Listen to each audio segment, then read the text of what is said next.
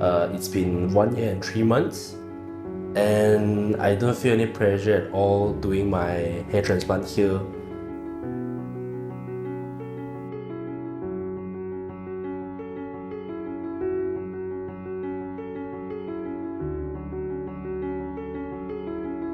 Hello, I'm a male patient, 29 years old, and I'm very satisfied with my hair transplant process in GLOJAS.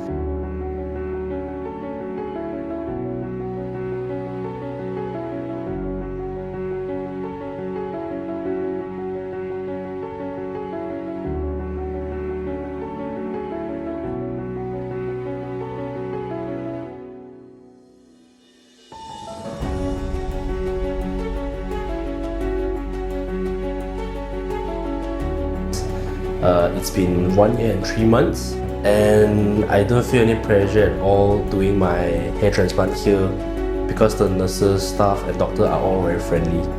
And what more can I say? I'm satisfied. Thank you, GLOJAS.